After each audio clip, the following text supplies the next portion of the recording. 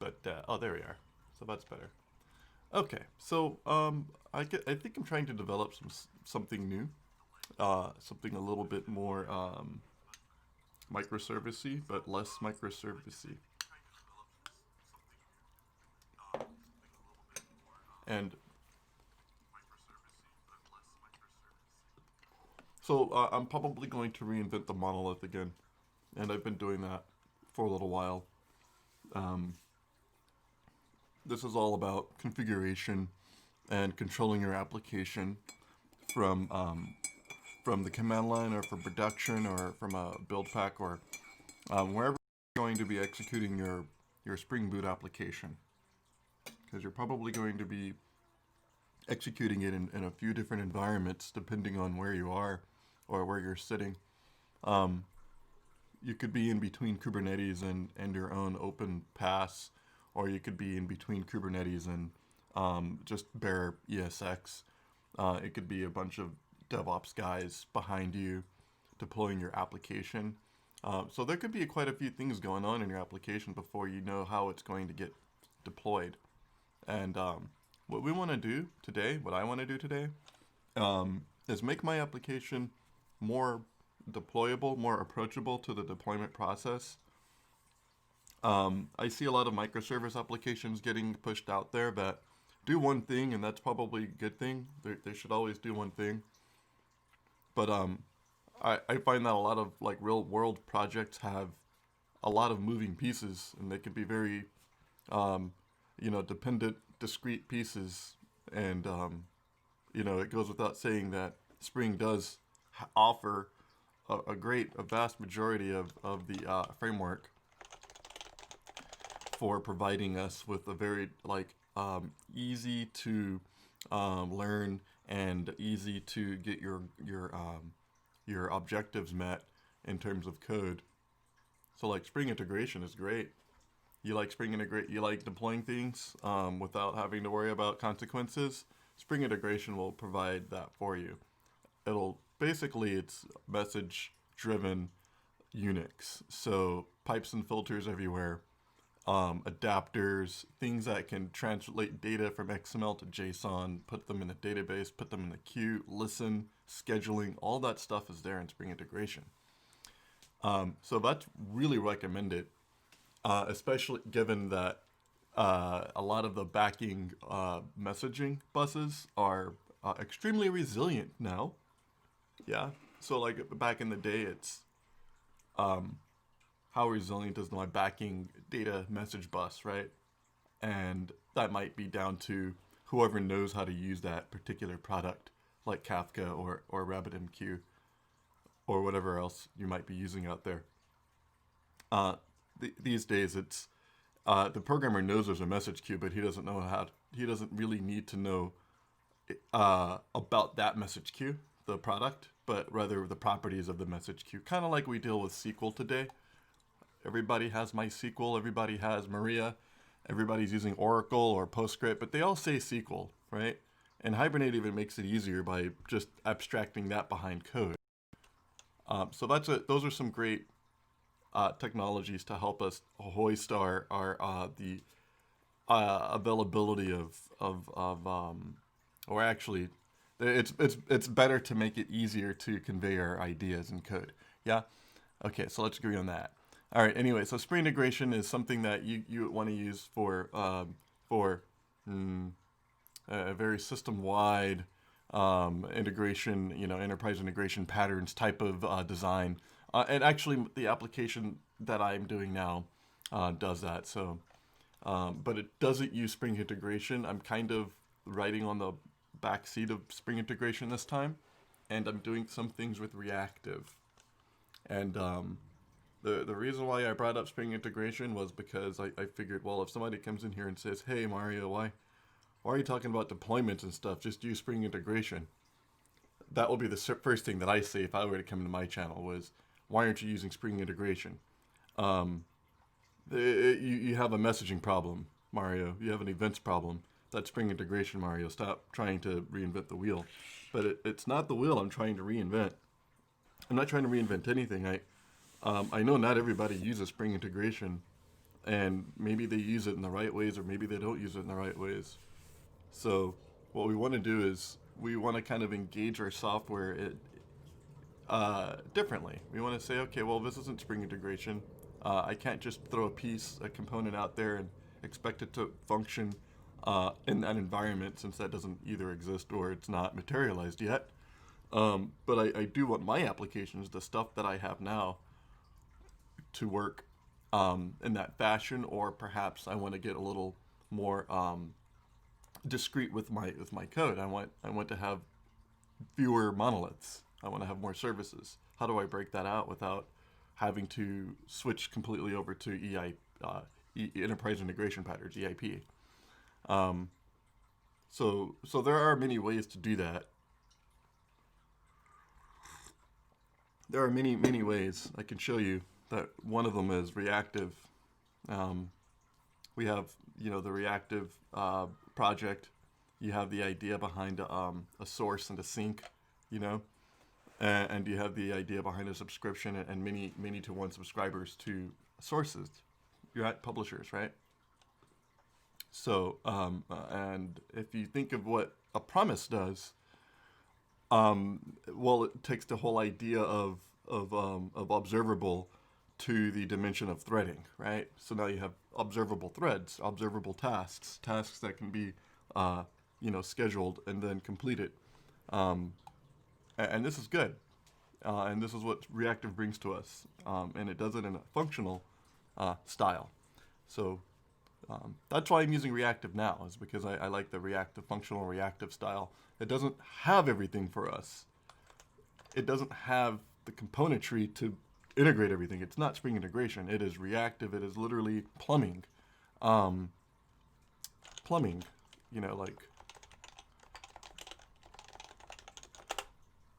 So because reactive is plumbing, you imagine this. You imagine like giant sinks or nests of of this type of stuff. This is that it looks terribly complicated. Nobody wants to go here, but that's a lot of enterprises look like this somewhere.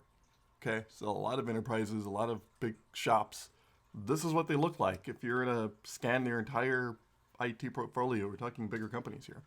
Fortune 500s or even thousands. There's a lot of moving parts. And so you just gotta have somebody that knows how to deal with all those moving parts. Spring integration's good at doing that. So is reactive. They all have their different uses. You don't want to use reactive where you would use Spring integration, but in fact, Spring integration can be built on top of reactive to gain the benefits of reactive. But you can also build applications with reactive alone without leaning too far into the idea behind reactive. You can then go integration later on, if you wish to. We can probably do that at another day. But for now, I want to control my application, my reactive application. I want to be able to deploy it. Excuse me, that was a lot of coffee and cake I just had there. I want to be able to deploy my application. I also wanted to test the deployments, but I don't think I'll be able to get to the tests of that deployment yet, which basically the tests should be the first thing that I've written, which are like, hey, does this application load? Yeah. But, those are... I'm not going to get into that. That's just stuff that we tend not to do first.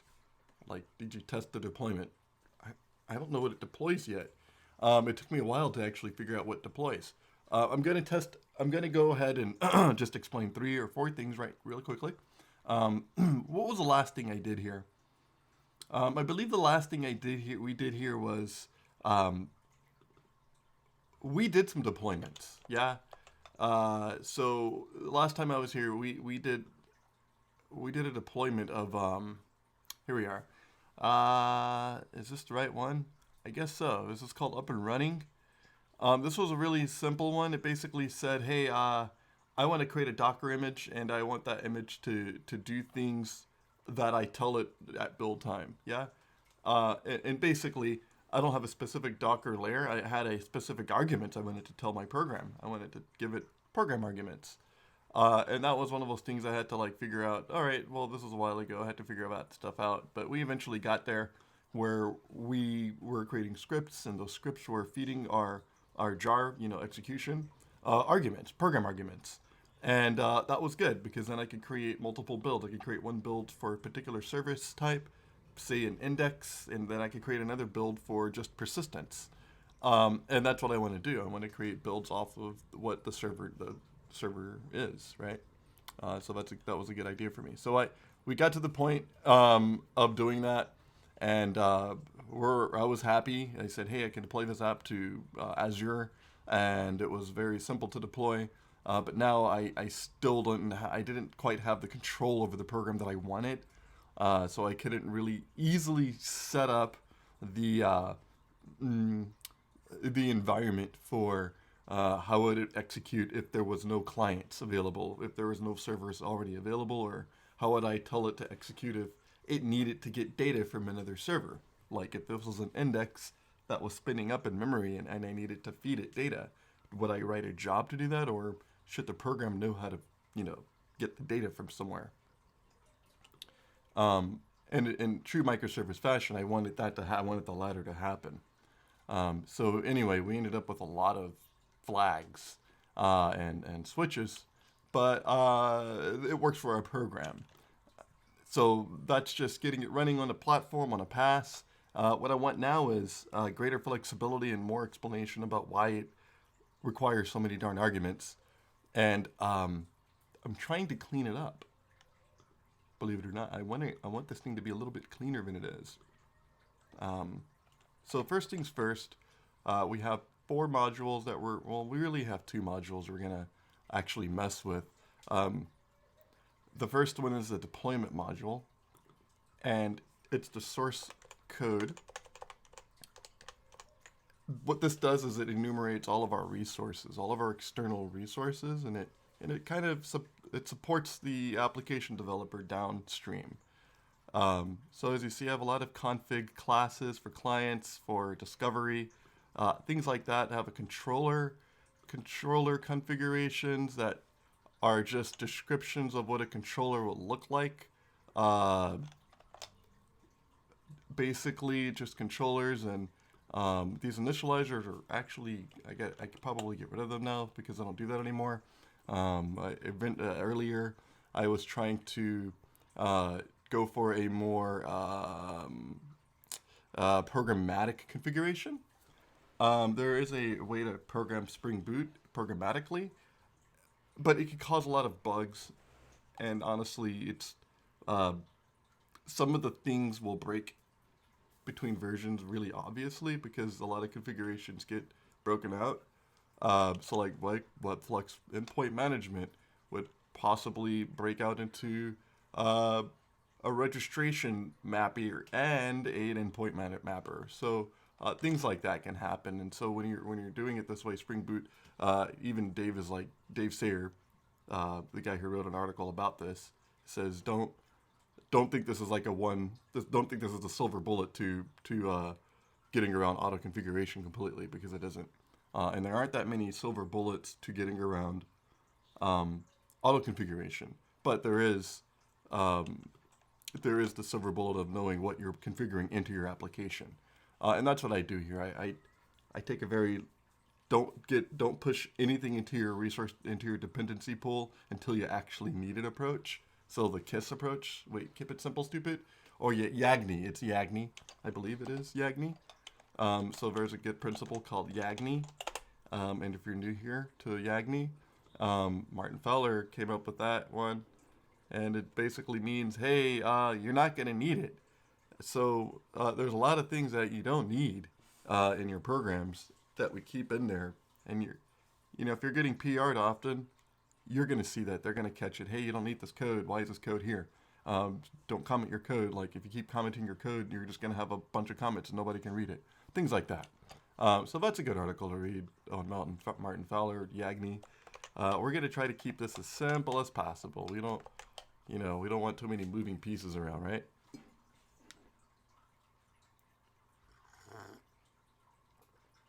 Okay, so, right. Okay, the app. Okay, so configuration. This is a big app. This app is huge. Let me go into the app from the outside real quick and poke around and see what happens.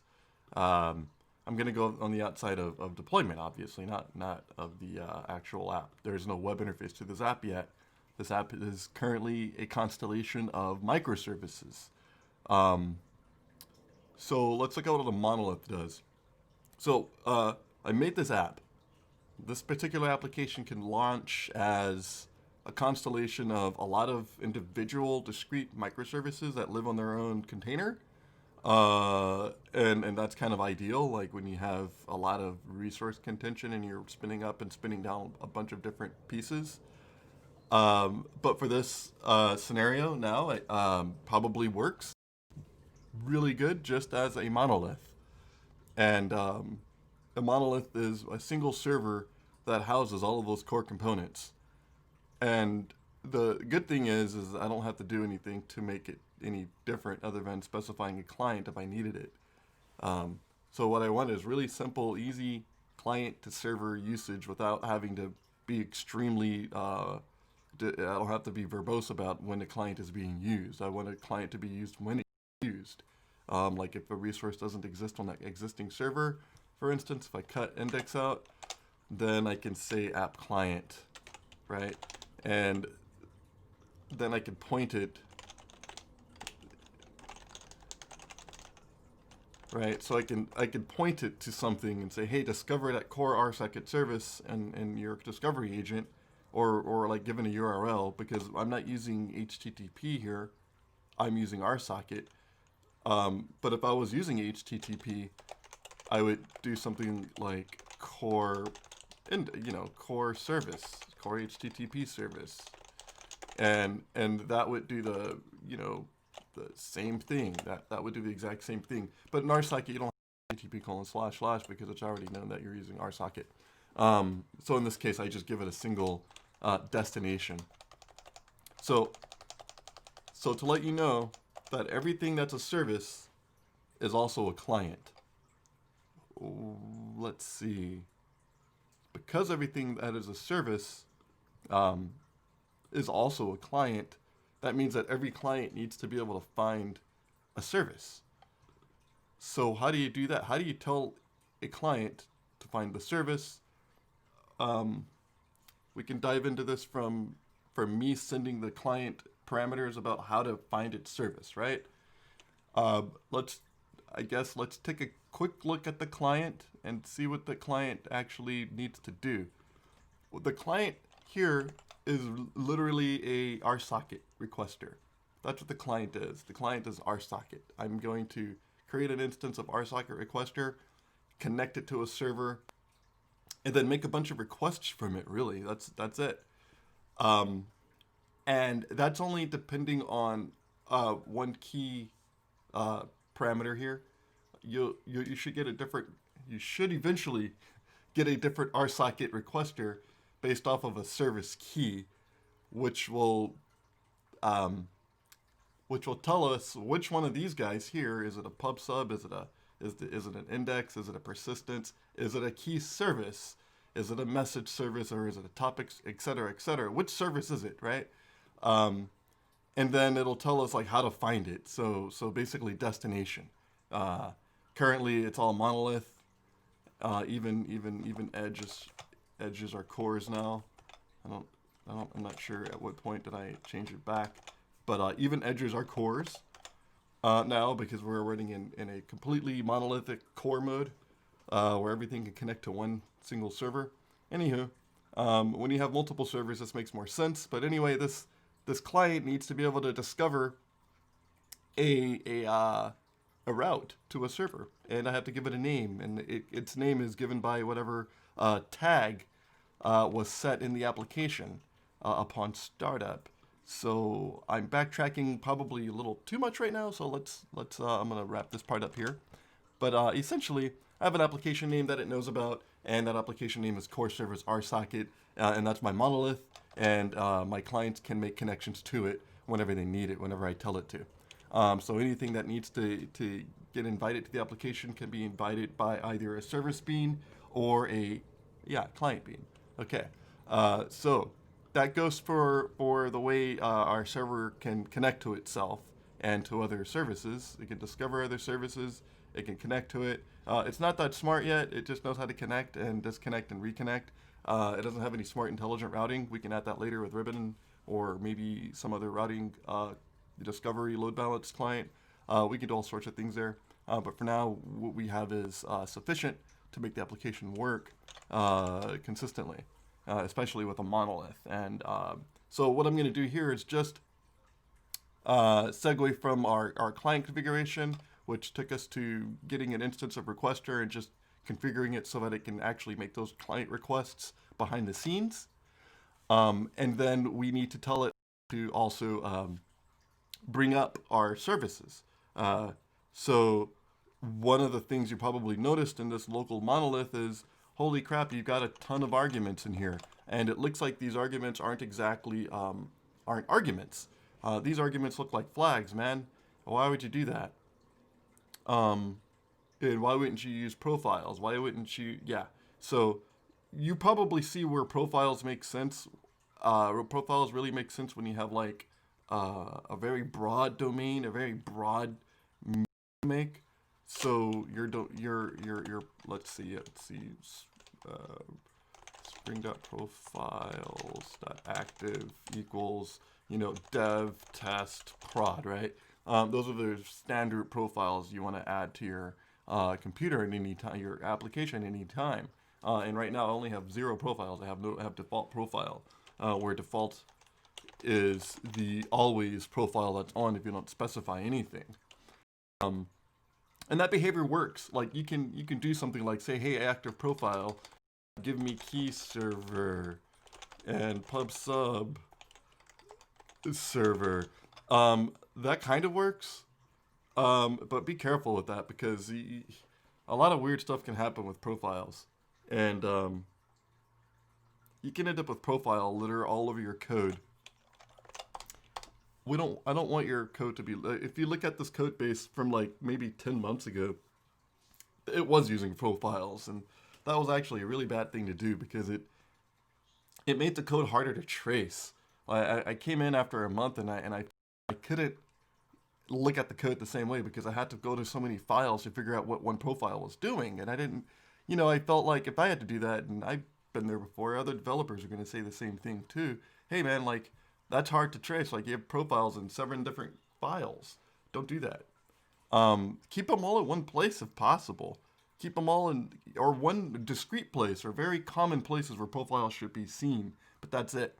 That's my rant on profiles. Profiles should be for developer, production, and any other resource divergent environment that you have. All the divergences of resources, like your databases and your indexes, those should be left up to the profiles. Everything else, all the application behavior type of things, should be left up to arguments, right? And that's where condition on property comes in place here. So I started using the flags the right way, and I like it. I think you should probably do the same thing too. So conditional on property is one of my favorite new, it's one of my favorite new annotations. And the reason why is it gave me back so much power over my application execution.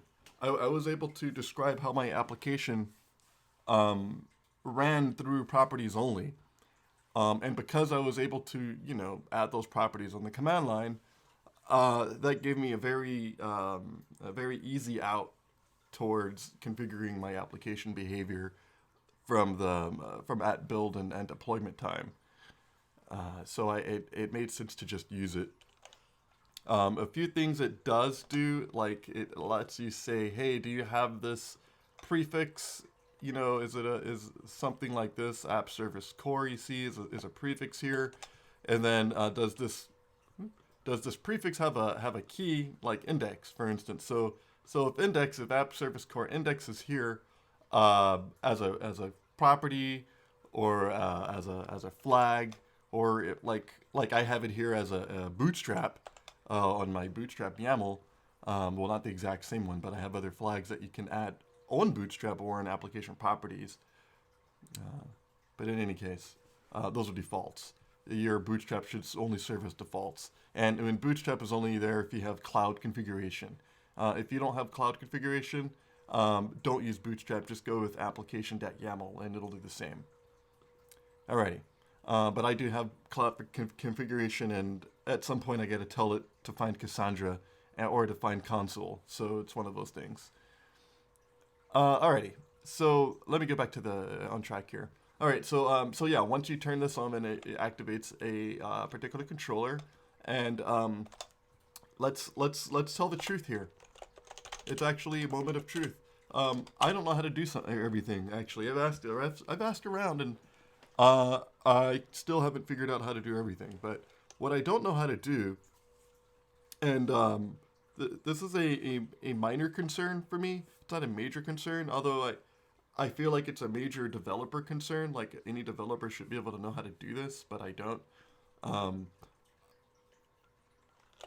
Yeah, all right. So I'm missing a vital aspect of how Spring works somewhere. Just somewhere. Just trust me on this. I haven't thought about it enough. I haven't spun enough cycles to to make a solution. But I want to expose controllers as groups. So I don't just want a controller, I want a group of controllers. And that prevents me from having to specify a flag on every controller class, and I could just say, hey, is this one flag here, and then expose several controllers. Expose, yeah, let's see, groups of controllers. So what ends up happening is, if you notice that I have index controllers as a configuration, and its configuration on property, and index controllers configuration then contains a class that has multiple controllers, right? That's what I'm doing here, but it's kind of cheating though. I don't feel like it's right, because now I have to embed controllers everywhere, and I think there's a better way to do this. But yeah, it's a minor thing, but it's not major, it's minor. As long as I can kind of suss out what's happening here, we're fine. I can suss out where my controllers are being configured, how they're being configured by just clicking here and going, oh yeah, you have a user message and topic controller here. Okay, then that's fine. These are index controllers. Okay, got it. Then just go to the next one and find out which one of those work. And these are all controllers. Okay. Alrighty. So that works. But the thing is that it leaves me, I think what happens is you don't even need this. And actually, you don't even need that. In fact, this will work regardless, because these controllers are embedded in classes, as classes, and regardless, these particular controllers, these particular resources, these controllers will get class scanned automatically. You can't, Spring is gonna go, hey, I need to see all the controllers now, and it's gonna just go into all of the classes, and it's gonna just pick a bunch of controllers up. So that's kind of a problem, and I wanted to test that here. I might test it here. I might test it later, but yeah. So there's a skeptic in me, yeah, and the skeptic sounds like, I don't think skeptic in me says at configuration and at conditional on property don't even matter, because if I'm always executing this in monolith mode, or even if I don't, I'm never going to see an error, but I also don't know when they're registered. So also I probably need like an after property set type of just to know, hey, has this thing been registered or has it not been registered? So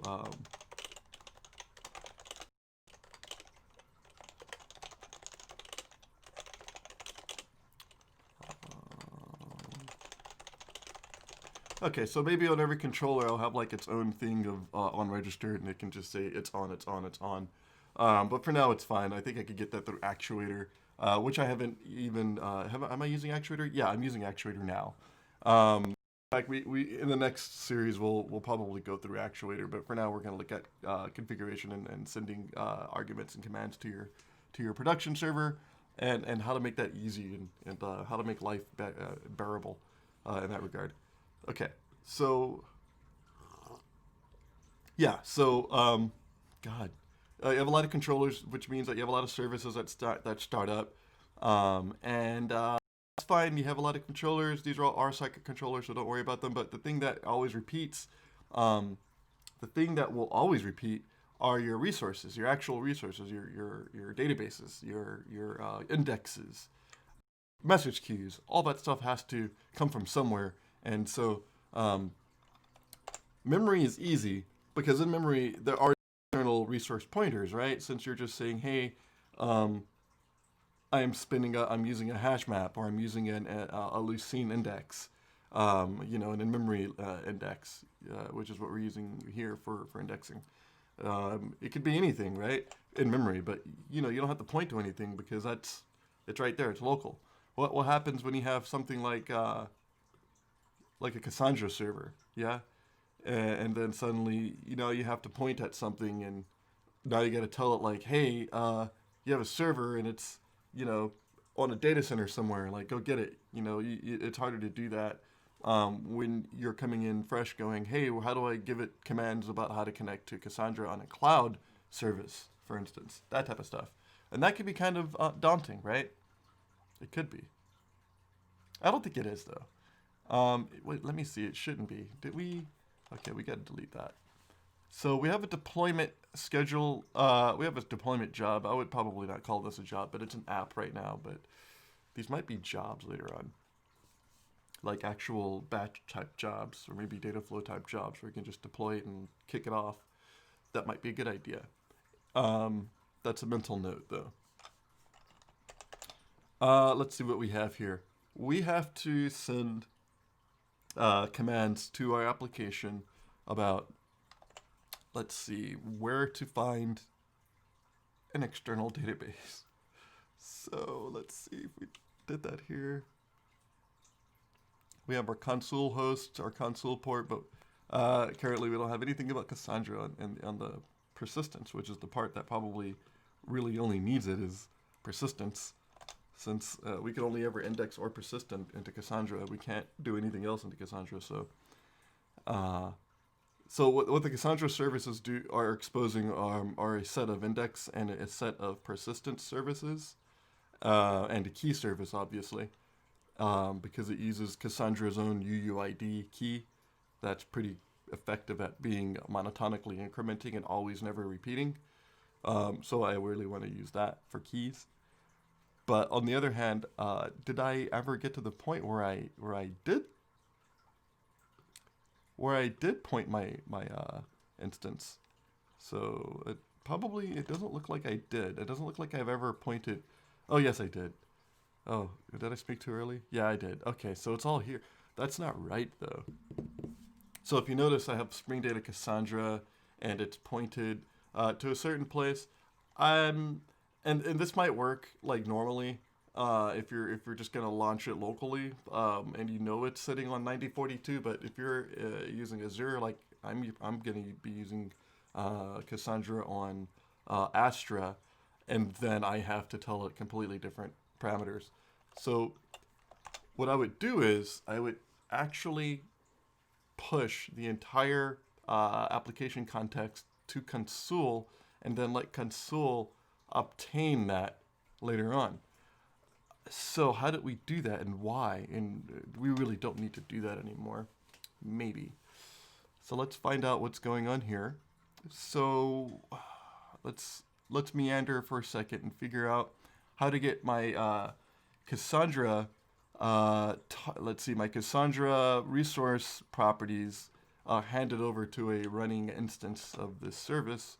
I've done it a couple of times in the past, and that's the next thing to tackle actually here, is to actually just tell it where Cassandra is so that I can start it up without handing it the local host anymore.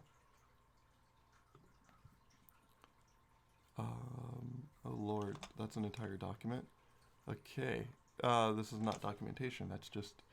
Alrighty, so let's see, let's get our hands dirty here. Remember the last thing I did was I put it in a script. So if anything, it's in a script, And this is just persistence Cassandra, so that has nothing to do with deployments. Um,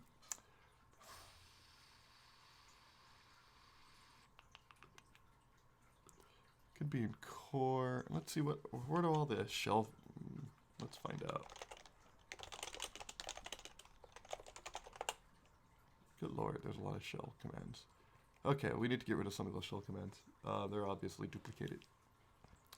We have the chat deploy variety of Cassandra, but that doesn't have anything new because the chat deploy Cassandra came like a couple of weeks ago.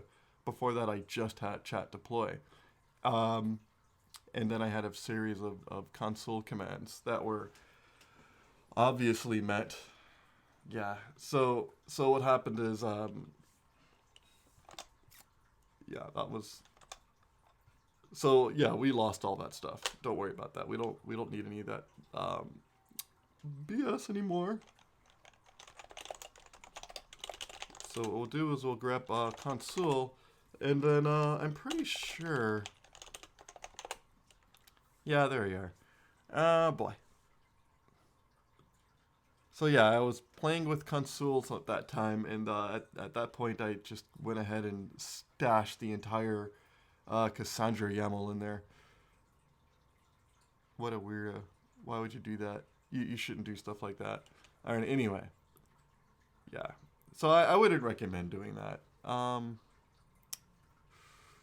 KV put config application. Yeah, okay. Right. Okay. Okay. So this is making a lot more sense. Grab properties. So you can put the entire application properties in there, and then you can set the actual, the properties of that profile. So what I'm doing here is I'm saying, hey, console, put your normal application properties, and I guess, normal application properties with the Cassandra cluster / data. Oh God, that is weird. Yeah, that's, config application, that's the actual path, comma, Cassandra cluster / data. So apparently I said, hey, if I have a Cassandra cluster profile, then load the Cassandra.yaml. And that's what you had there. We're not going to do that anymore because we'll probably not need to do that anymore, since the application defaults within the application properties themselves suffice. And also we're doing a lot more of the controlling of our application from from flags, from the command line. So going forward, I'm just going to go ahead and pass these Cassandra details through flags at runtime. So when this thing runs, and it'll get it. Then we'll figure out where we need to push it into the cloud. If I need an actual configuration map for some sort of resource. My Cassandra doesn't move around a lot, so it's pretty static. I can just put it in flags and be fine and never have to worry about it again. Which is what I'm going to plan on doing right now. Okay, so what are the flags?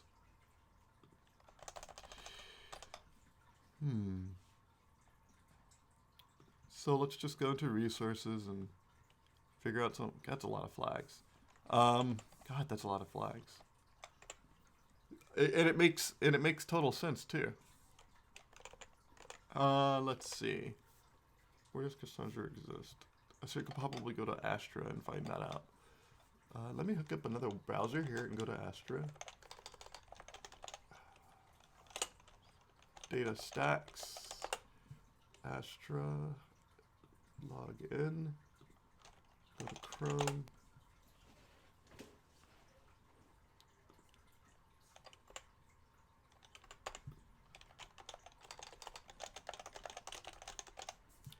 Oh, just let me in, please. This might take a second. My computer thinks that my VPN is down or up. I don't know. I have no idea which one it is. Oh, Lord. Yeah, I'm missing a vital component. A password. A password manager. Load you.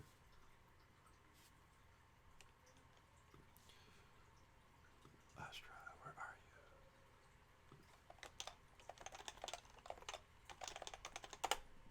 you? Oh, okay.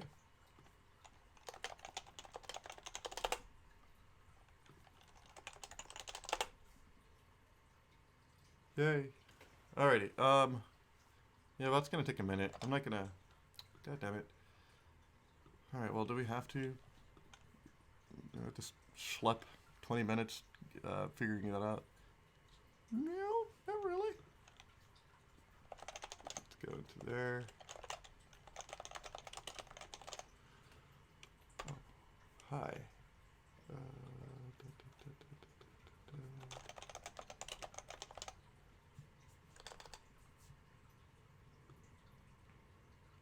Why is everything gone? That's not fair.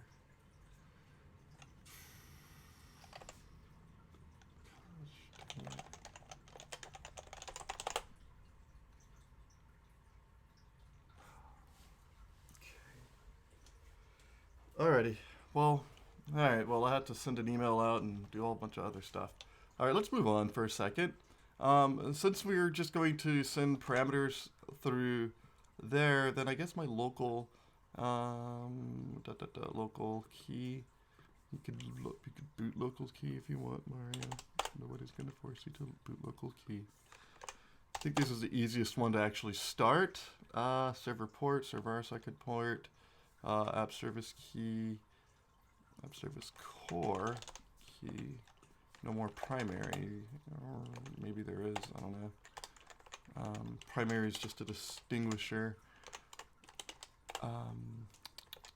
Right, these guys.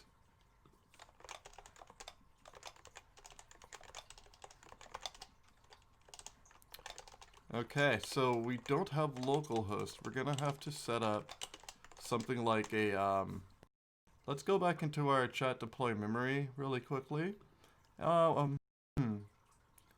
And let's look at the local monolith, for instance. Alright, so we have a number of things that we're missing out of here anyway. So the first thing I didn't have was that. Okay, so what I'll do, I'll just augment it with these guys here and delete that. Okay, so I have a monolith that wants to start up. It'll start up anyway since the index, not pub sub, I don't want pub sub. In fact, let's get rid of those two. So we just have a key, index, and persistence, and then we can point to them as clients later on. But the second thing is that we're going to have to call our application something else, because if I say this is core service RSecond, then it's just going to be an instance of the same service, and it won't route. It just won't route. I mean, it won't route first. It'll probably be load balanced, and I don't want it to be load balanced. I want to give it its own name for a second, so I can test it. But I don't write tests in production. I mean, nobody should write tests in production. If you write tests in production, you're doing it wrong. I mean, I'm probably doing it wrong by writing my tests in production. That's a really good topic to go over later on, maybe next week. Well, we've talked about this earlier. Production tests. Not just production tests, but does your application respond to the production command you gave it? That type of stuff. Does it load? Are you just booting it up and then seeing if it loads? Because yeah, that can be a problem. Alrighty. So localhost, that's really not right. We gotta give it a name, guys. We need an actual contact point, and I don't have one. Alright, we'll just leave it at localhost. We can, you know what this is right here? This is the monolith loaded locally. All I have to do is start Cassandra port forward 9042 over, and this is good as good. So all I want is a monolith. I just want to make sure that I can have a monolith from everybody. Let's go ahead and see Docker PS.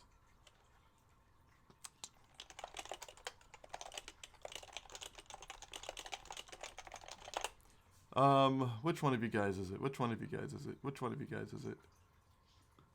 There it is. Okay, it was 3.11.8. Oh, you know what else I didn't do? Oh, I don't like that. Yeah, you. Ooh.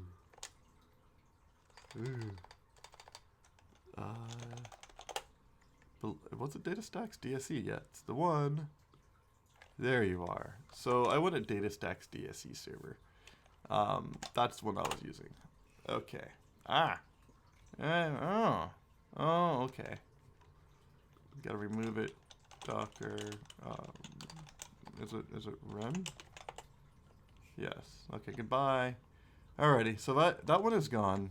And let's do this again. So at the end of this, I'll have Cassandra loaded on, yeah. Good lord. I'll have Docker load up, launch Cassandra for me. Is it logs? Yo, I'm sorry, minus logs. You like flags, don't you? Follow! Okay, now, is that minus follow or is it minus F? Ah, there we are. Okay, so this is going to take a couple of minutes on this machine, and especially I'm streaming right now, so it's probably never going to finish. And that's why we don't do that all the time. All right, so the next guy here, messaging. So Redis is the same thing as Cassandra. I just need to be able to point it to a Redis instance somewhere in the cloud or somewhere locally, and once it does, it'll pick it up and it'll start using it. This is a deployer, right? Or is this not a deployer yet? No, we never got that far.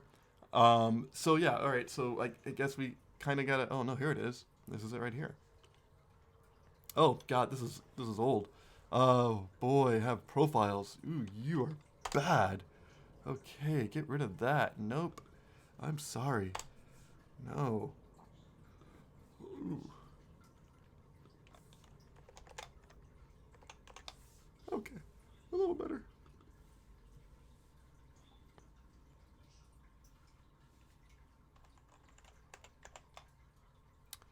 Okay.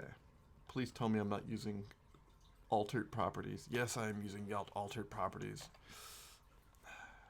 Why would you do that? Well, I took the normal spring.redis properties and I turned them into something else. And I don't know why I wrapped them. I didn't need to wrap them. The last thing I needed to do was confuse everybody by wrapping properties that already exist. So I would say don't do that if you don't have to. But basically, this application needs a tremendous amount of refactoring. I'm not going to get into the script there. Don't have that much time forever. And let's see. Okay, that's all the deploy we have. We just have memory Cassandra and the regular core deploy. All right. Let's see. What did we figure out here? We figured out that Cassandra needs a lot of love in terms of deployment. So let's just go back into here and go back into the app. You ready for this? This is going to be quiet time. This is going to be me analyzing two different pieces of code. In fact, this is going to be just me copying and pasting like a madman, because that's what I'll do. I'll just copy and paste this whole thing. I'm trying to figure out a seam where I can make it reusable. Like a seam that is, like, you've noticed the seam, like you have all these controllers at the bottom here and you have all the resources at top. I need that to be a particularly easy to pull out as its own discrete piece that I can give to everybody. But for now, I'm just copying the entire app from one project to the next in hopes that I got it right that one time.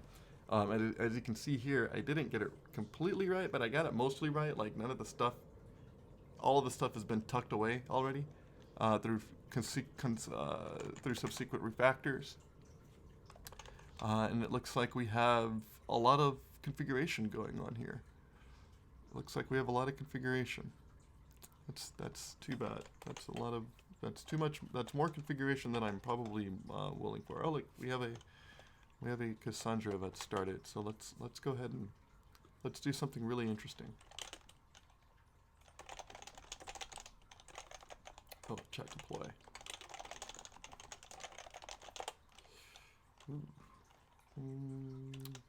Tell that localhost 9042, just in case. Okay, yeah, so it knows we're there. I mean, it's there. Sometimes it's not there, and you think it's there, but it's not. So telnet or netcat, your way to freedom. I'm an old school dude, right? Old school people tend to use older tools like awk and that other scientific calculator, BC. Oh. Or Ed. Just straight up Ed. Forget everything else. Just use Ed. Nobody use Emacs anymore. Just use Ed. And a whole lot of Lisp.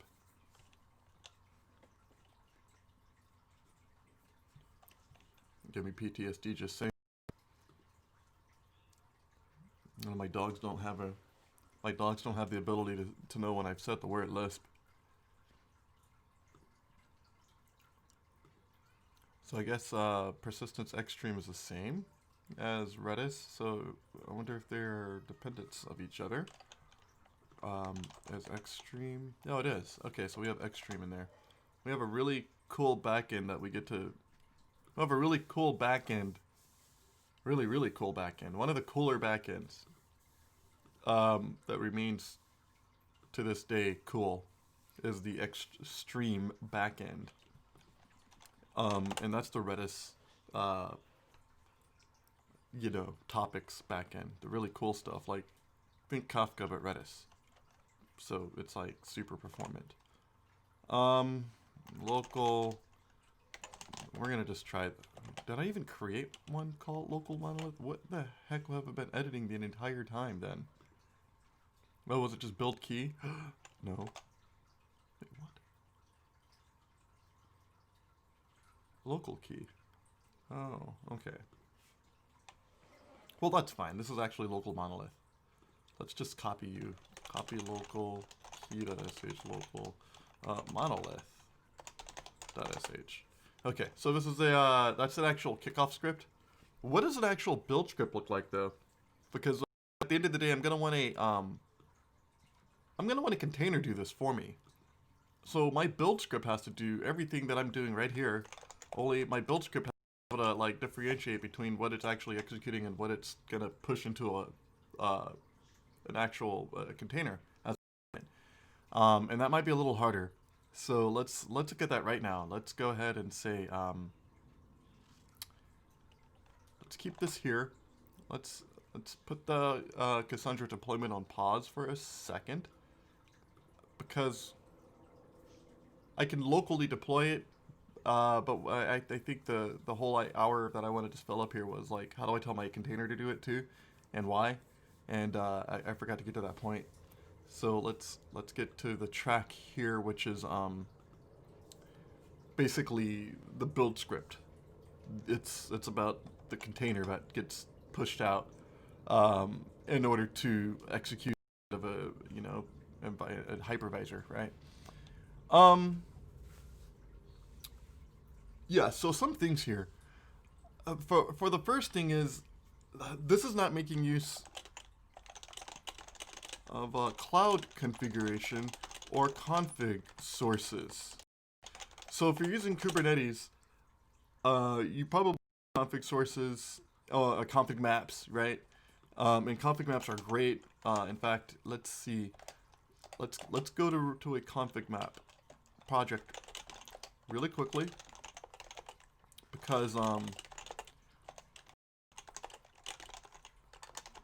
that's a really important target to have here, is basically config maps. So let's say we'll say ID. Oh, we don't need to do that. We can say what in the heck is happening here? Build it.sh. What are you doing here? You're saying set an image name. Oh, okay. So you have an image name that you have to pass into it. Pack it.sh. What the heck is packet? Oh, that's pack build. All right. So we just showed how to do two different ones. What is deployment.yaml? Oh, there you are. Okay, so yeah, if you're used to using Kubernetes config maps, then you have stuff like this. Where is it? Where's the actual thing? We have a container name. We also have HTTP configuration. Here's the path. Oh, okay. We're basically, it looks like I'm just configuring the liveness probes here. So this is liveness. Okay. What other YAML do we have in here? Is that the only YAML I have in there? That might be the only YAML I have in there, which actually is pretty good. Like, dang, nice. You had like you had one job, man, and that was to eliminate the amount of YAML you developed for a day, and you did. And damn it, that was great. I'm very glad. Okay, so let's see here. This doesn't really make use. This is mostly a liveness test, so let's not look at that. There's another test out there. What is AZ outbound? Buoy north. Oh, I think it's this guy here. Oh, dang it, it is. Oh man. So you did have a job, but you like, oh, you suck. Oh. Alrighty. That was my bad, guys. What's going on here? Oh yeah. Yeah, and this is why I kind of stayed away from doing the whole, like, let's dive into YAML and Kubernetes all at once with Spring Boot. Was because we're so far away from doing that. You know, you just think you can deploy easily to Kubernetes and just keep running with it, but you know, like the exercise in just configuring my application and getting it to build correctly was one thing, and then configuring it from the outside is a completely different thing. You know, so really know what you're doing before you start configuring it from the outside. Let your SREs or DevOps guys do that for you. They'll help you greatly. In this case, I have a config map. And the application properties can be taken from your config maps, which is good. But at some point, I'm probably not going to use config map anyway. I'm probably going to allow Spring Cloud, you know, Discovery do it for me, because Spring Cloud Discovery can do that, and also console can back config maps. So the Discovery server that I use can back config maps, which is great for me. And great for me because it's consistent, and I don't have to learn multiple things to configure my app from the outside. So that was my spiel. Like, you write too much YAML and you end up having to write or figuring out ways to get rid of all that YAML, or just know where it belongs. Just don't think YAML is a good thing to write. It's never a good thing to write. If you're writing YAML, if you spend more than an hour writing YAML, you're either learning YAML or you're doing it wrong. Okay, I know there's a lot of people that would tell me, like, that's not true. If you're writing any YAML at all, you're just not doing it right. Alrighty. So makes no cloud configuration or config maps, just arguments for now. Okay, so that's the note. That's the note here. We're not configuring from anywhere else. We're configuring from the command line only. This guy here is going to need, let's see, he's a deploy memory. He's going to build our thing. Do we have a set of parameters to give him? What we need to do is, when we build this and when he deploys, he's going to need to have those exact same parameters that he had over here, which are like our app service cores and things like that. We're also going to need to make sure that those identifiers are all the same. So my service port comes from a build time tool. There we are. So it looks like I have to do this source deploy ports, since deploy ports are ever changing. This is a core, right? So deploy ports has every port in my services, right? So if you look at this, have a lot of microservices, right? You have too many microservices, and they each live on their own port somewhere. You don't know where, but they do. They live there. So anything lives on 6500. Great.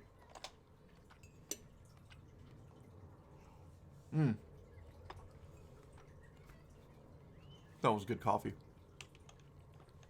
My God. Bamboo chicken. I'm eating Japanese cake. It's so good. Okay. So where did you go here? Okay, there you go. Core port. Who are you, core port?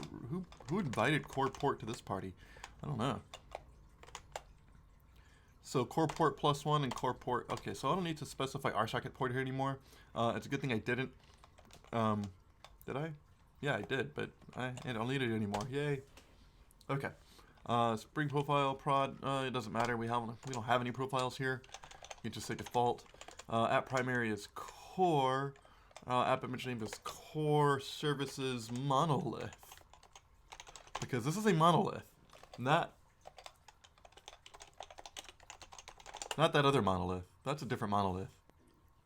This monolith here. Um, this is that.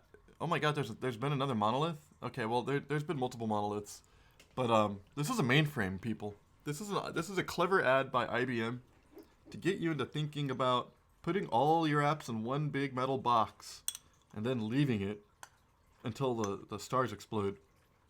That's about how long it'll probably be running anyway. Bring us back to the monolith. That's all we ask. Wow, 2016. Wow. Okay. Well, okay. So it has a history. You know, all monoliths. Our monoliths are old. They go back to the 50s. You know, when you have giant buildings. Could you imagine that? Giant building lands in the middle of the desert with computers inside of it. Time traveling aliens who still had 1950s computer technology but just scaled it up. Yeah, we don't talk about stuff like that. Not this time of night or day, depending on where you are in the world. Not this time of any time. All right, so what do we do here? App service key, app service message, app service. Yeah, we got rid of all that stuff. None of that will work. None of that will work. Nope. Okay, so app primary core. Oh,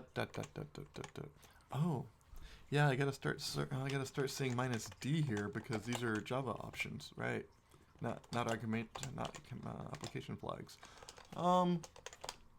So again, there's a difference between -d and minus. Minus, I believe, is when you pass it directly to Maven. Is that right? Is it a Maven construct? Yeah, it's a Maven construct. So I'm passing arguments to Maven to tell it that. And I believe that's the same thing as if you were to start the jar that way too. There's a Java guy here somewhere that can tell me exactly what that means. Java grep jar. Oh dang, that was a history. Grep minus. You can't do that. You can't grep minus with grep. Doesn't like grep minus. Oh yeah, there you are. All right, so yeah, you can do that with Java jar. Maven also takes minus. Okay, but for this guy, Java options. No. He takes -d. You give it minus, and it looks back at you. I think it's because it's not using jar. I forgot.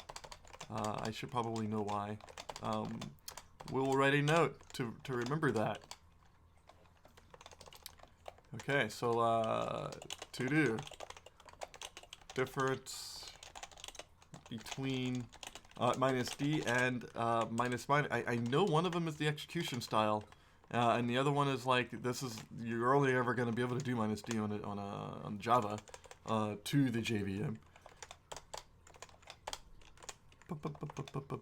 Okay, so I think that works. So we have app service core, yada yada yada yada yada yada yada. And then we have our primary flag, followed by none of the right formatting characteristics of this document. There we go. Okay, perfect. Now, yeah, it's kind of feeble. This is really a feeble build tool right now. I'm not using a CI build tool. I'm not like completely integrating to it. This is for learning purposes, right?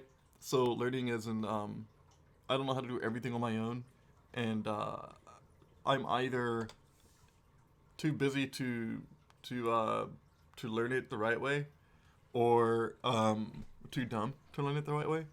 So I'm doing this with the build script, but I know that there's a lot of people in the same situation, so I don't feel bad. I really don't. And also, I get to learn all this stuff too. And also, all the books help. I mean, no books. We don't use books. We use Stack Overflow. Nobody uses books anymore. All right, so we're gonna try to build this mother. Build core. Is it? Was it build core? Yeah, it's build core.sh. Try to deploy memory, yeah. Where is it?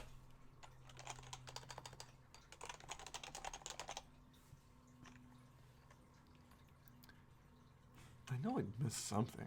Docker run equals what? Oh fuck. Oh, do I have to give it? Oh, okay. I don't have to give it anything. Okay. So basically, the biggest problem I have right now, the second biggest problem is, how to auto discover console using DNS alone. So eventually, we just want to be able to. We don't want to have to pass it the console host to start the application up.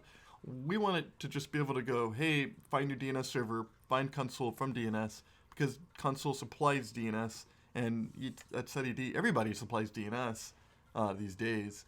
But you should know that. You know, you should probably have seen that in any one of your deployment scripts where you have a special DNS name for your registry server that goes out and finds everything. Likewise here, I don't have a special name. It's localhost, or it's my internal network for the Docker containers, and that's what the actual address is for console there.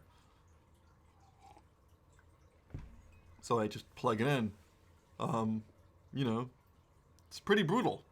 It's very rudimentary. Okay, it's not, you know, it's production worthy too. I mean, so many things have started this way. So many applications, so many places have started where the scripts were me. The scripts basically multi-billion-dollar companies are started on nothing but Bash and PHP.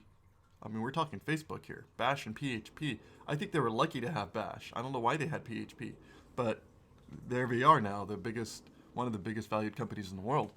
And it started off of a PHP build. PHP. Just remember that. Facebook was a huge proponent of PHP. Huge. Still today. Can't get over that enough. That PHP has been just recognized as it's always going to be there forever now. Always. Not going anywhere, PHP. Here's to you, pretty hip programmer. I guess if this build finalizes correctly, then I can stop for now. Because all I needed to do is explain a couple of things about this app, and how to get the app running on why the app works, why the app needs to be configured, and basically just I didn't get anywhere in terms of like code, because if I did, then the whole thing would be very, very silent, and it would just be me literally combating the system for about an hour or so. And that's fine. I guess a lot of people can take that. But if you're browsing Twitch, and that's all you see is like some dude in front of a code, and like you have no idea what he's doing, and you got to sit there for like half an hour to an hour to just figure out what the heck he's actually doing. I'd rather just kind of narrate and tell a story along the way, even though that story is like, you know, above your head. At least I just want to be able to like get the reason out for coding at all. Why am I coding in Bash right now, or YAML a second ago, or Kotlin now? And yeah, essentially, I'm going to just reiterate it again. You guys need to understand it's hard to push stuff into production. This is a monolith. This is like 8 microservices in one place, you know? This is too many microservices in one place, in my case. That's the way I feel about it. But I learned from a guy a long time ago. I was working with a colleague of mine. Consultants came in and said, yeah, well, you know, what year is it, Mario? The year is 2004. Why do you have like 8 different pieces of software running when you could just put everything in one? I mean, that's exactly what the guy said. This is 2004. He was like, man, build a monolith. Don't even think of splitting up your application until you're ready. And I don't know, it sounded like a very, you know, at the time I was like, oh, that's a horrible idea. Who would ever tell somebody to split up, to put their software into a monolith? You know, your web server and your application server should be in the same artifact. And you should deploy it on top of your Tomcat directly. You know, like, don't even bother putting it in front of an Apache. Why do you do that? You know, just put it in front of Tomcat. You're not going to need anybody else to tell you your application works. And if it breaks, then at least you don't have so many pieces to go digging through to figure out which piece broke, especially with a small team. So go monolith if you have a small team. Go microservices if you have a lot of people and dedicated people. and a good observability team. I think microservices really need observability teams, since you got so many moving pieces, and I'm about to kick up into like fifth gear in a minute, where everything is messaging, and you have no idea what pressure looks like until you actually run observability to figure out what your system's really doing, and that's the stuff. That's true DevOps SREs, figuring out how to make your system faster. Um, all right, so we built this guy, so he works. Now, how do we deploy it? How do you deploy it? How do you deploy this thing? Oh, Docker run rm -d. What is my app image name? Oh, jeez. Oh, jeez. What is the app image name? Core Services Monolith. Okay, so let's run Core Services Monolith, and it's 0.0.1. So we're gonna run this guy. Oh man, I don't know if he's gonna run or not. Am I running console? Yeah, I'm running console. Docker. What's running on Docker? Entry point for data stacks and console. Oh, it's only two things running, so I can probably run this and not run out of memory in the next 10 seconds. Wait, what did I just do? I can hear it.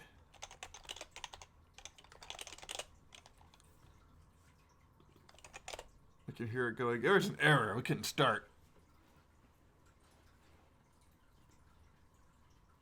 Or something like that. Like I made some wild change that just completely changed. And this is why tests are good, because you see, if you go through the whole process of deploying your application and it takes several minutes to do that, even if you're a multi-$100 million company, like let's say a big sports company that deploys software every few days, but it takes like 10 minutes to deploy software. Really, it's not that fast because you gotta kind of hot swap software. Nobody's doing dark deploys anymore, or at all. Nobody does dark deploy.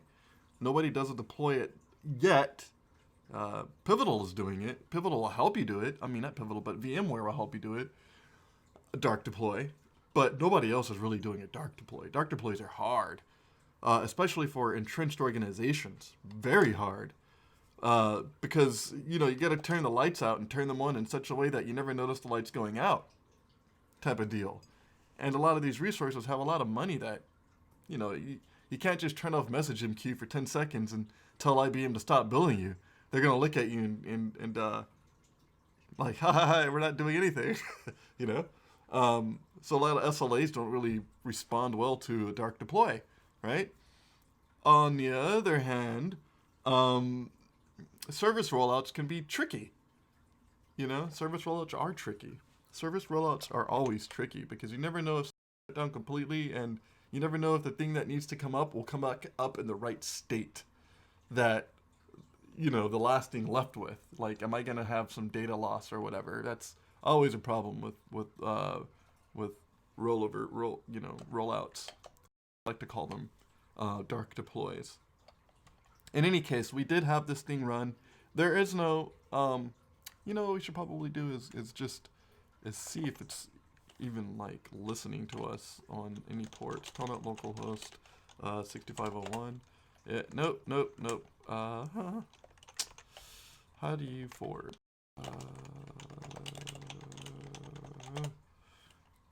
I know how to forward in kube control, but not Docker. Oh, I don't think I up the Docker port for this guy.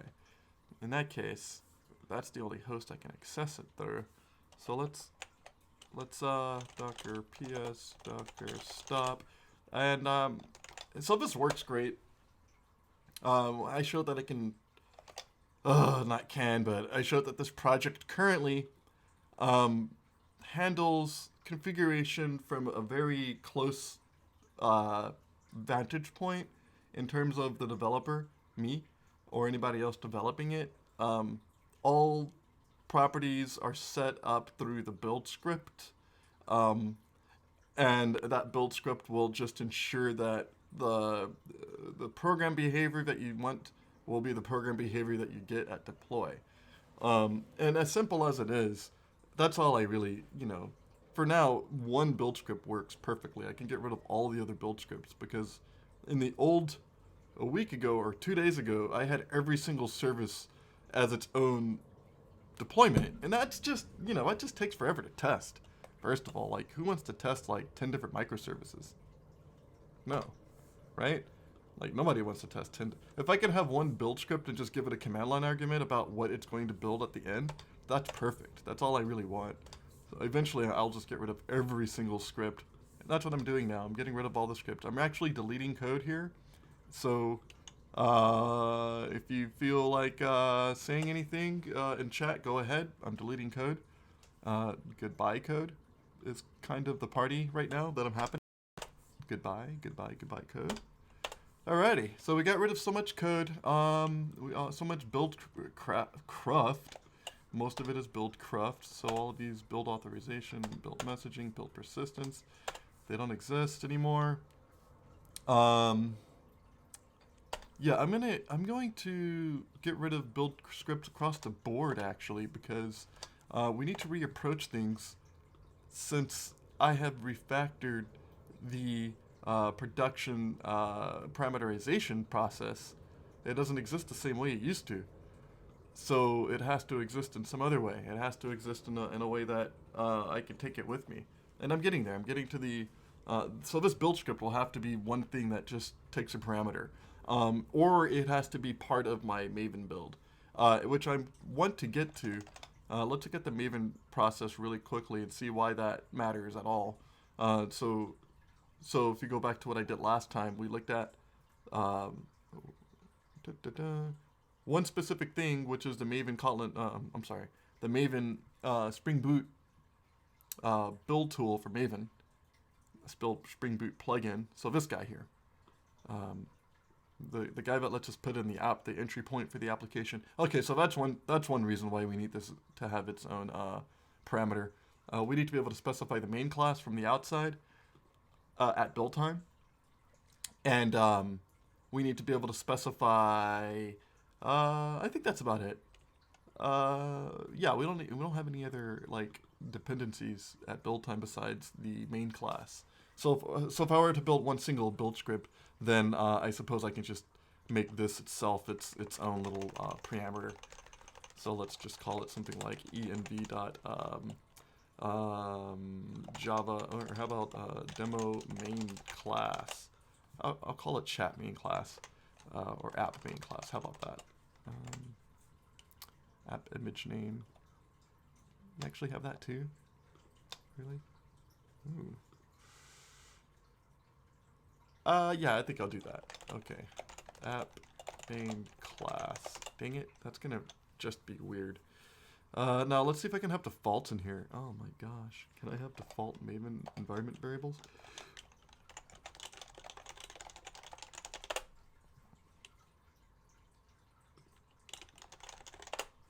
So I want Maven to give kind of how kind of how Spring does it, where it'll give you the ability to say, hey, if the spell thing doesn't like find anything, then we're going to give you this default with a colon. You can specify default values with a colon. I want to see if I can do that with this guy here. Okay, so you can have the property default value in build properties or in a profile like shown below. We need to supply the property in the command line with wait, this is... Oh, that isn't for Maven. I have a Maven plugin that want to be able to control the command line. Everything works otherwise. Searching and I can't figure out how to set a default value for my control property. Configuration parameter. My property. So if we're on Maven, my property equals something, everything's fine. You can have... Oh, I don't use property. Is that correct? Properties. My property... no. What's parameters? Oh, he has parameters in here. Huh. Parameter $ my property doesn't sound right. I don't think that this code looks correct at all, because that's an expansion of something. Okay, I don't like reading this Stack Overflow. That actually made my head hurt a little bit.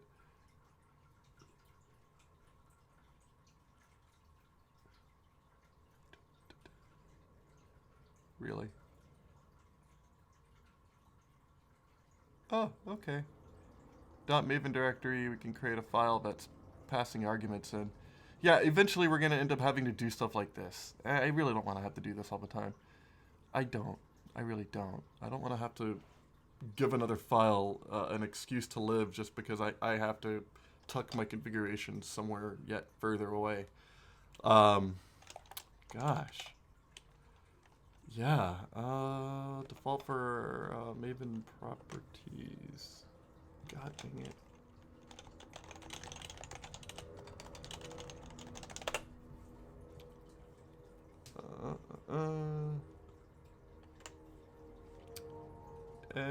App main class should just be this. So let's just do that for now.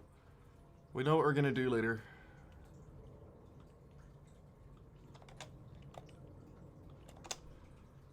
So app main class will stay here so that we can see it from above and give it a real value later on.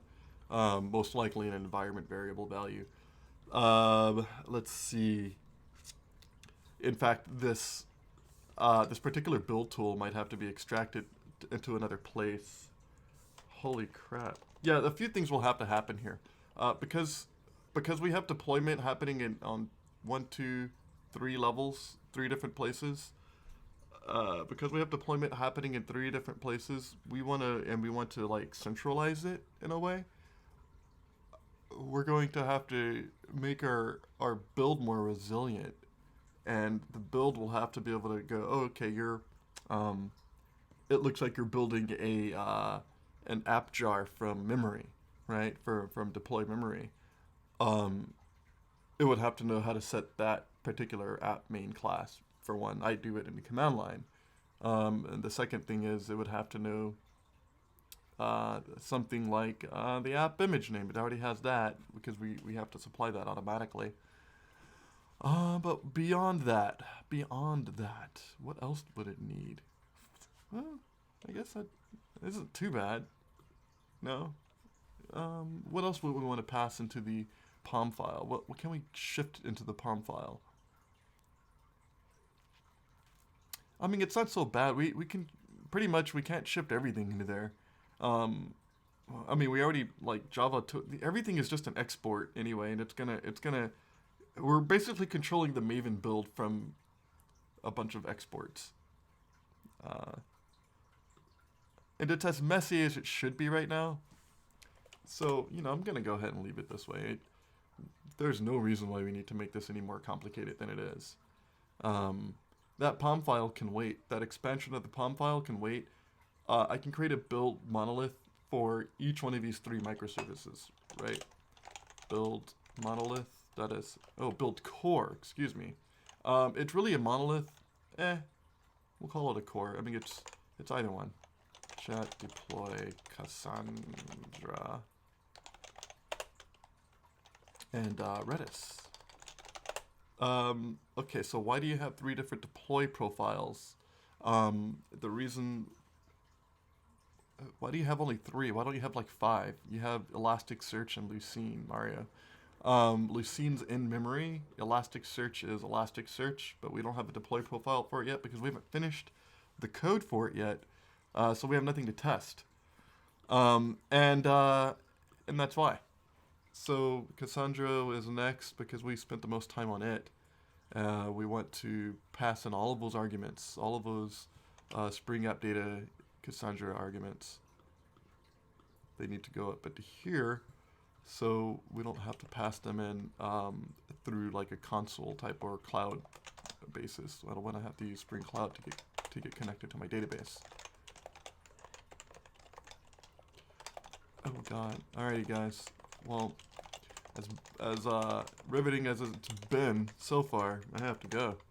It's about 1:30, so I'm gonna wrap it up.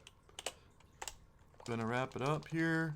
That's all we needed to do here was add our Spring Data Cassandra key spaces to our Java toolbox, which will get interpreted by our POM and feed it into our image at execution time. Alrighty, I guess that kind of sums up what kind of damage one developer can do. I didn't do a lot of damage, but it does sum up the type of damage I've done so far. In deleting shell scripts, I didn't delete any YAML, by the way. If you notice, I edited YAML today. I did not delete any YAML.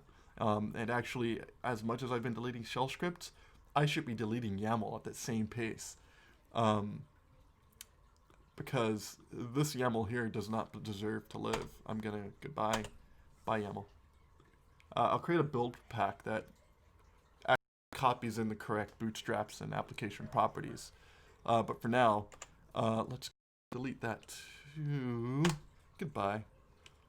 We're going to keep these because those should never change between builds on this basis. Creative Night exists. Consistency is going to be 1 for now. Yeah, but that will change. But we can also overwrite it, so don't worry about it. I have the old banner. I don't want to get rid of the banner. I want to create my own banner. There must be a start.spring.io banner creator somewhere.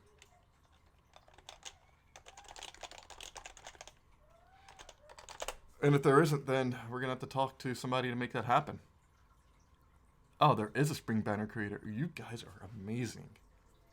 Wait a minute. Wait a minute. No, this isn't the Spring one. This is something else. Oh. Okay. Oh, that little bit of happiness. That would have gone so far. Okay. Anyway, this is before I leave. You guys ought to know about this. Spring Boot custom banner generation. Oh my god, this is awesome. Custom Spring Boot banner generation in generator. Okay. So, you can create custom banner by yourself in text file. Yeah, you can do that, but like that's not fun. There is so many ASCII banner generator tools available like this. And there is programmatic. You can even have... What? What? What? What? That is so cool. Oh my gosh. Oh my gosh, you can have programmatic banners. People. What have we been missing? What? What? What? Who would ever disable the banner? Nobody disables the banner. Disable the banner from the application. Stop that. Oh, that is so cool. Guys. Oh man, people, anybody watching, I just learned something that's so important that I'm pretty sure that this is going to make everybody's life better. If you're a Spring Boot programmer, this is going to make your life better. Programmatic banner generation. Mother effer, that's awesome. All right, guys. That's all I got today. I'm going to leave it at that. Let's do that. I mean, let's generate our own banner. But, second of all, let's create a banner. Let's create a banner real quickly. I need a banner for demo chat. So let's say demo chat. How about chat service, core service chat? Let's call it demo chat. Demo chat core. We'll use the oh man, Swan. Excellent. Oh man, that looks awful. Varsity, nope. I like that. Whimsy, a little whimsy. A little wow, no. That's mindfuck right there. I know that language. Don't ever use it. Nancy J. Oh, you can do this forever. What in the world is that? Can't even read that. Is that Braille? God. Big. Oh, okay, that's fine. We'll just go with big. Okay, so how do I copy it? With Figgy's fonts? What? Cat history Pelican? Wait. Oh, this guy. Oh, this guy's cool. Let's update of Spring Boot Angular. Hey, this guy's a cool guy. Let's give this guy a good, like, you know, check him out. DevOps.datencollective.de. Really cool stuff. Pointed me to this really handy Spring Boot banner creator, and can't say how much I like this, because I really do. Let's go into here. Let's go into our banner file. Bootstrap. Yeah. Oh no. God, no, not that. Yes. Whew. Oh, there we go. Okay. Oh my God. Okay, let's check that out.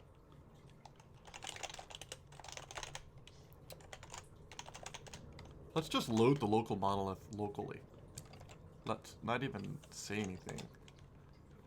Docker ps Core service is running? Good. Alrighty. So, workspace, demo, chat, chat deploy memory. And let's just go ahead and say local monolith. Okay, we're just going to boot this guy locally. Yep. And we should get a nice new little banner. I can't wait to see that banner. Boy, that'll be cool. That'll be great, seeing that banner.